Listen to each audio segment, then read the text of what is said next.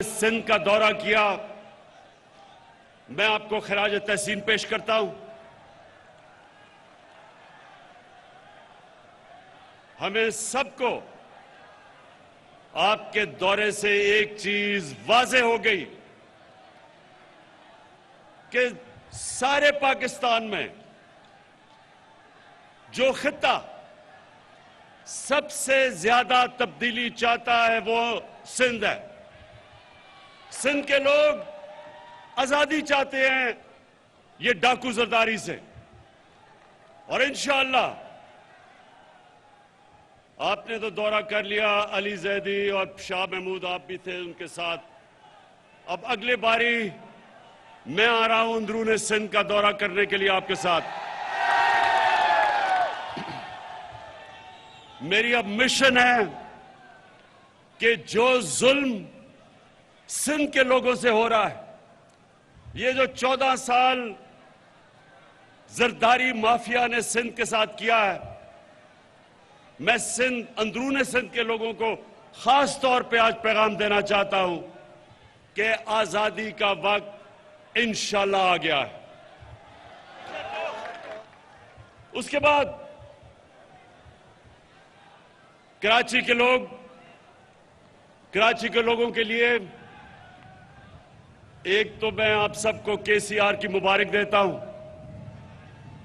क्योंकि केसीआर अभी बनने वाली है। अभी तो ग्रीन लाइन, खैर उसकी मुबारक देता हूं, ग्रीन लाइन आ चुकी है, लेकिन अभी जो हमारा कराची का पैकेज आपके सामने आता जाएगा, और मेरा ये यकीन है कि कभी कराची में किसी गवर्नमेंट ने, फेडरल गवर्नमेंट ने कभी वो काम नहीं किए जो इंशाअल्लाह हम करने जा रहे हैं। मुझे अपनी कौम का शुक्रिया अदा करना चाहता हूं कि पाकिस्तान की तारीख का सबसे ज्यादा टैक्स उन्होंने हमारी हुकूमत को दिया, रिकॉर्ड टैक्स कलेक्शन की, और उसकी वजह से हमें तौफीक मिली कि हम अपनी आवाम के ऊपर बोझ कम करें। हमने 20 रुपए पेट्रोल और फजलुर रहमान को कम किया।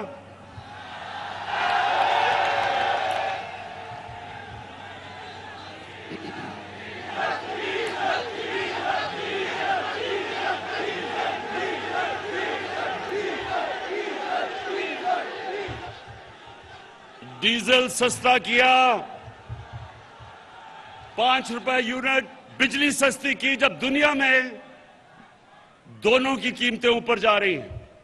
आज आपको हैरत होगी ये सुन के कि पाकिस्तान में पेट्रोल और फजलुर रहमान दुबई से ज्यादा सस्ता है। दुबई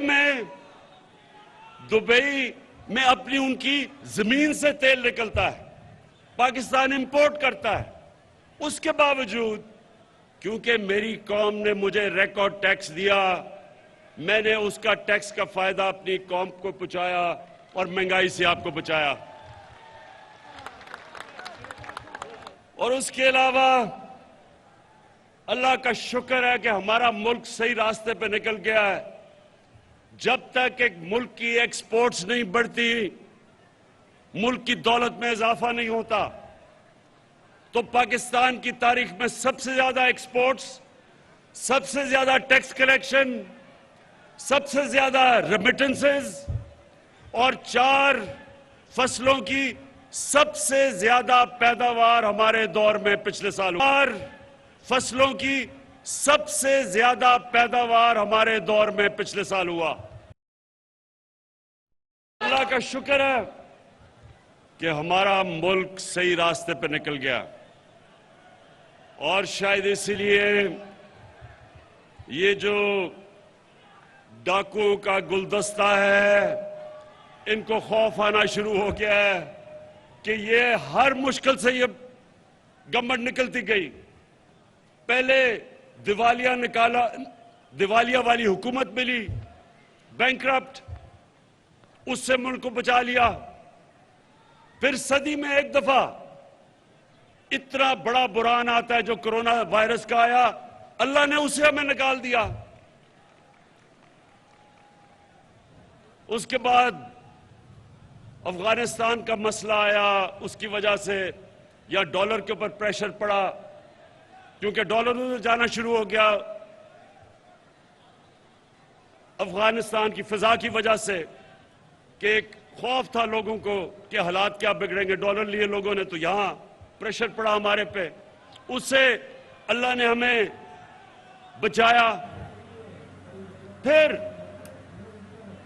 अब यूक्रेन, इसकी वजह से और ज्यादा गंदम ऊपर, तेल ऊपर, कोयला ऊपर, गैस ऊपर।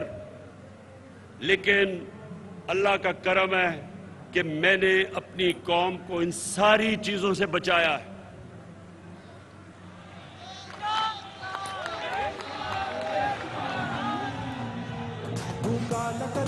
तो अब आज जो मैं आपके सामने बात करना चाहता हूं, मेरे बाशऊर कारकुनों, अब जरा आराम से सुने। इन्होंने अदम एतमाद की तहरीक चलाई। अदम एतमाद का इन्होंने असेंबली के अंदर हमारे खिलाफ दर्ज कर दिया। मैं आज अपनी टीम को बता रहा था कि इन्होंने वो काम किया है जो मैं अल्लाह से दुआ मांग रहा था कि ये करें। असल में सुने सुने, देखें, एक कहावत है कि जब गीदड़ की मौत आती है तो वो शहर की तरफ भागता है। तो ये चोरों के टोले की जो इंशाअल्लाह, मैं ऊपर वाले के ऊपर एतमाद है, इनकी जो सियासी मौत आई है, इन्होंने अदम एतमाद कर दिया है।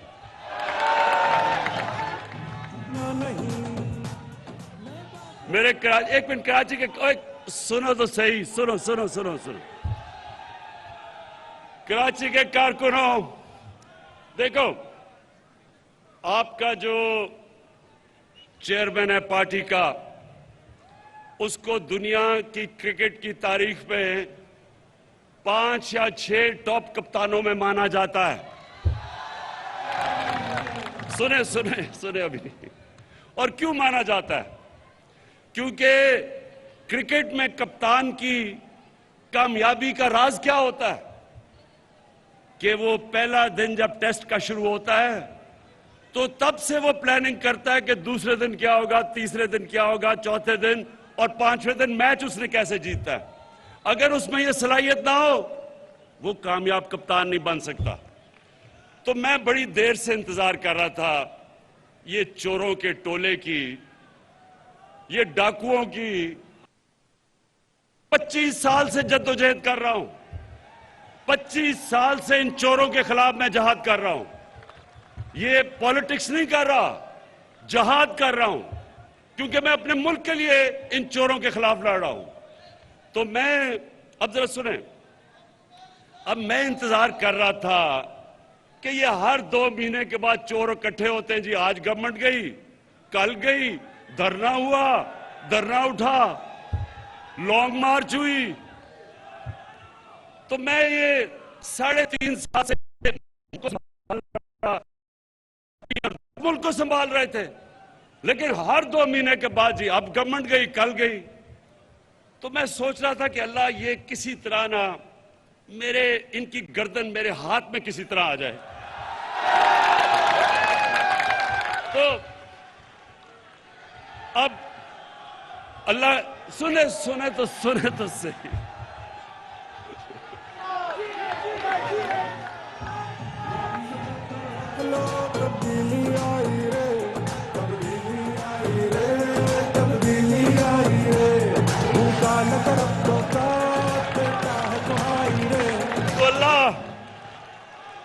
अल्लाह सुने, अल्लाह मेहरबान है, रहमान और रहीम है। एक इंसान जो अल्लाह से मांगता है अपनी कौम के लिए, उसकी ज्यादा दुआएं सुनता है। तो ऊपर वाले ने मेरी दुआ सुनी ली, और मैं दुआ ही कर रहा था कि किसी ना किसी तरह ये अदम एतमाद की वो दर्ज कर दे। अब क्या होगा? अब जरा सुने, मैं आपके सामने रख रहा हूं। ये उधर आ गए हैं, ये उधर फंस गए हैं, जिधर ये सिर्फ उधर फंसे नहीं है ट्रैप में, ये उधर नहीं फंसे कि सिर्फ ये इनकी अदम एतमाद की तहरीक फेल होगी, ये इधर नहीं फंसे। कप्तान ने आगे की तैयारी की हुई है। अदम एतमाद की तहरीक जब इंशाल्लाह ये जब हम जीतेंगे, उधर मैं रुकूंगा नहीं, मैं इनके पीछे जाऊंगा, मैं इनको छोड़ूंगा नहीं। जो अब तक मेरे हाथ बंधे हुए थे, फंसे हुए थे, कभी ये मसला, कभी दुनिया का, अब जिस तरह मैंने बताया कोरोना आ गई तो लॉकडाउन हो, मेरे अब हाथ, वो जो जंजीर बली हुई थी ना, वो अब खुल जाएगी। और मैंने सुने,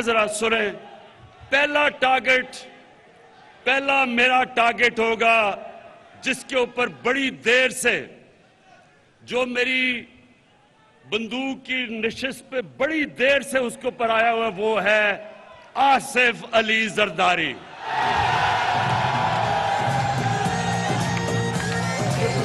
ये आदमी, ये जालिम आदमी जो पुलिस को इस्तेमाल करता है, लोगों को मरवाता है, गुंडों को इस्तेमाल करता है, जुल्म करता है, चोरी करता है। जरदारी सिस्टम में ये हर चीज के ऊपर कमीशन खाता है, सारी दुनिया में बाहर पैसा भेजता है। आसिफ जरदारी, तुम्हारा वक्त आ गया। अब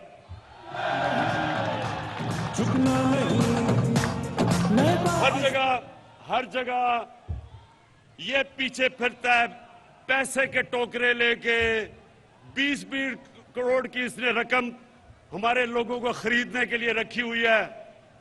मुझे एक आदमी ने, मेरे मेहमान ने कल आके बताया, जी मुझे उन्होंने 20 करोड़ रुपया ऑफर किया। मैंने कहा ले लेता, पकड़ लो पैसे, हराम का पैसा पकड़ लो, और उसके बाद कोई पनाहगाह खोल देना, कोई लंगर खोल देना, कोई यतीम खाना खोल देना, सवाब मिलेगा तुम्हें।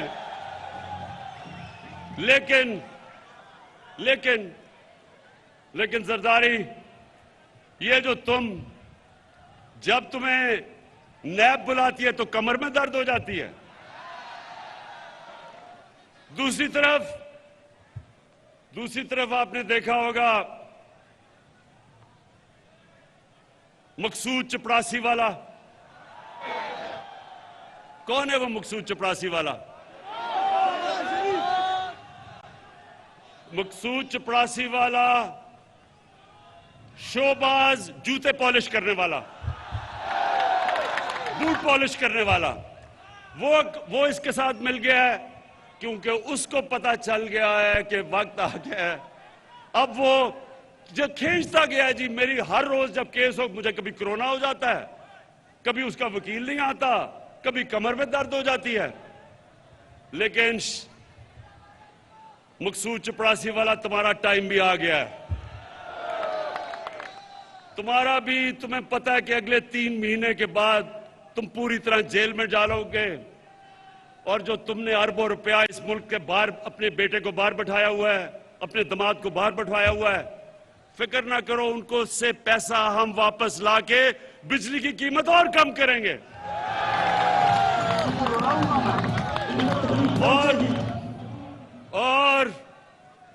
और फिर इनके साथ मिल गया है डीजल। सुने जरा, अब ये सुने, अब ये अब इन तीनों की शक्लें देखो, ये निकले क्यों हैं? मुल्क को बचाने के लिए। ये चोर जो 30 साल इस मुल्क का खून चूसते रहे हैं, अब इकट्ठे हो गए हैं कि जी मुल्क को इमरान खान से बचाना है। मुल्क को नहीं आपने बचाना, अपने आप को बचाना है इमरान खान से। और फजलू सुन लो, क्योंकि मौलाना इसको कहना गुनाह है, इसको मौलाना कहना गुनाह है। डीजल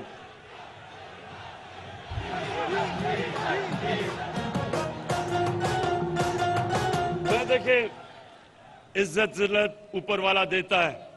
अब देखें, एक दीनी आदमी, जो कभी भी दीनी आदमी को तो अल्लाह की वो बातें करता है, अल्लाह को तो उसको इज्जत देनी चाहिए। इसका नाम लो तो लोग डीजल की आवाजें लगा देते हैं, शर्म की बात है। तो फजलू, मिस्टर डीजल, तुम भी तैयार हो जाओ। इसने कहा, जब इसको नैब ने बुलाया, इसके पास अरबों रुपए के असासे हैं, पता नहीं किधर से आए, क्योंकि काम तो ये कोई करता ही नहीं है। तो जब नैब ने इसको बुलाया तो कहता मैं 2000 लोग लेके चला जाऊंगा। नैब को डरा दिया इसने। फजलू, तैयार हो जाओ, ये जब फेल होगी, ये जब आपकी फेल होगी और इंशाल्लाह होगी, तो उसके बाद अगर 2000 लोग तुम नैब के बाहर लेके आओगे, 1 लाख लोग मैं लेके आऊंगा।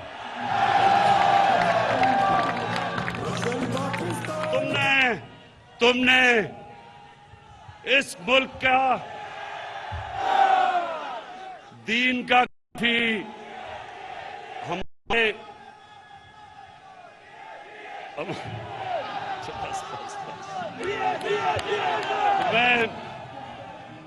मैं अभी सुने इंशाल्लाह अभी मैं जुमे को दीर जा रहा हूं।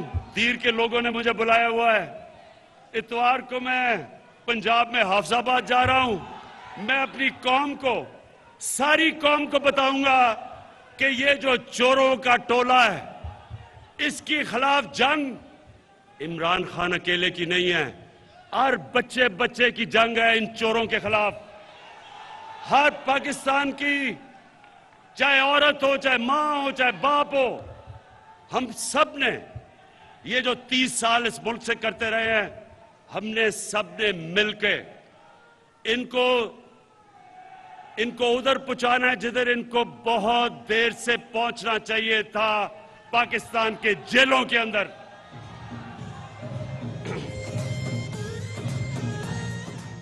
और आसिफ जरदारी, और खुदा का वास्ता है, ये अपने बेटे को खुदा के वास्ते उर्दू तो सिखा दो। 15 साल हो गए हैं, बारिश आता है 15 साल के बाद, चीनी उगता है। खुदा का वास्ता है, मैंने अंग्रेजों को 2 साल में उर्दू सीखते देखा है। 15 साल हो गए हैं, कभी इसे यही नहीं पता कि लड़की आता है या आती है, इसे ये भी नहीं पता अभी तक। और ये टोला, ये चोरों का टोला मुल्क को बचाने के लिए निकला है। ये उधर आ गए। फिर से मैं कहता हूं, जब इन करप्ट चोरों की मौत आती है तो ये आज असेंबली की तरफ जो आ रहे हैं, अल्लाह तेरा लाख लाख शुक्र है कि तूने मेरी दुआएं कबूल कर ली हैं। और इंशाअल्लाह मेरे पाकिस्तानियों, मेरे कराची के लोगों, इंशाअल्लाह ये मुल्क एक बड़े अजीम ख्वाब का नाम है। इस मुल्क बनने के ऊपर जो नारा लगा था वो ये था कि पाकिस्तान का मतलब क्या? ला इलाहा इल्लल्लाह। अल्लाह के सिवा हम कभी किसी के सामने नहीं झुकते। और ये डाकू जिन्होंने पैसे चोरी करके बाहर रखे हुए हैं, ये हर बाहर से ताकतों के सामने ये झुकते रहे हैं। इस मुल्क के ऊपर 400 ड्रोन अटैक्स हुए 10 सालों में, जब ये जरदारी और नवाज शरीफ इख्तियार में थे। एक दफा ये नहीं बोले। कौन बोला था? तहरीक इंसाफ निकली थी। हमने यहां धरने किए थे ड्रोन्स के खिलाफ, क्योंकि ये वो लोग हैं जो जिन खुदाओं की पूजा उनकी करते हैं जिधर इनका पैसा पड़ा है। चोरी का पैसा इनका उन मुल्कों में पड़ा हुआ है। ये कभी उनके सामने अपने मुल्क की मफादात के लिए खड़े नहीं होंगे। मैं हमेशा समझता हूं कि पाकिस्तान को सबसे दोस्ती करनी चाहिए। किसी मुल्क के मैं खिलाफ नहीं हूं, लेकिन मैं किसी मुल्क को यह इजाजत नहीं दूंगा कि मेरी कौम के मफादात के खिलाफ वो कोई कार्रवाई करे।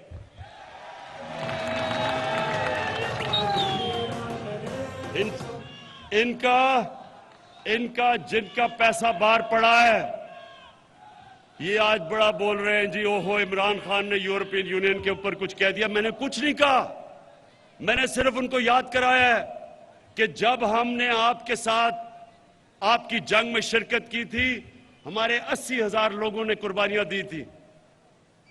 हमारे मुल्क में कबायली इलाका हमारा तबाह हो गया था।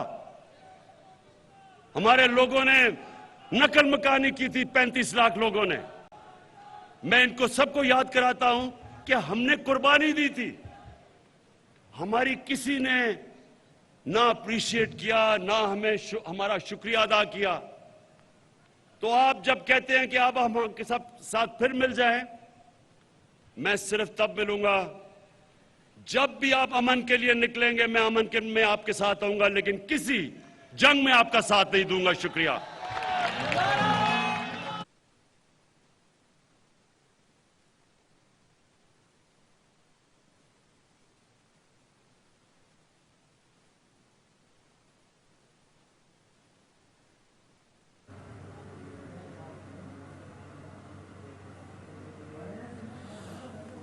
नाज़रीन, वज़ीर आज़म इमरान खान गवर्नर हाउस कराची में तकरीब के खिताब करे रहियो हो। संदसि चवण है त 14 सालन खां ज़रदारी माफ़िया सिंध के तबाह करे छॾियो आहे। वज़ीर आज़म इमरान खान पारां सिंध जो दौरो करण जो पिणु ऐलान कयो वियो आहे। अव्हां खे आगाह कयूं पिया, वज़ीर आज़म इमरान खान कराची जे दौरे ते आयल आहे, जिते गवर्नर हाउस कराची में तकरीब के खिताब करे रहियो हो। संदसि चवण हो त अपोज़िशन पारां जेका तहरीक अदम एतमाद पेश कई वई आहे, उहा नाकाम थींदी ऐं नाकाम थियण खां पोइ हू वधीक ताक़तवर थी उन्हनि जे साम्हूं ईंदो। ऐं हू वज़ीर आज़म इमरान खान जो इहो पिणु चवणु हुयो त हू जेके बि अपोज़िशन में वेठल चोर आहिनि, उन्हनि खे न छॾींदो। इन हवाले सां अव्हां खे अपडेट कंदा रहंदासीं।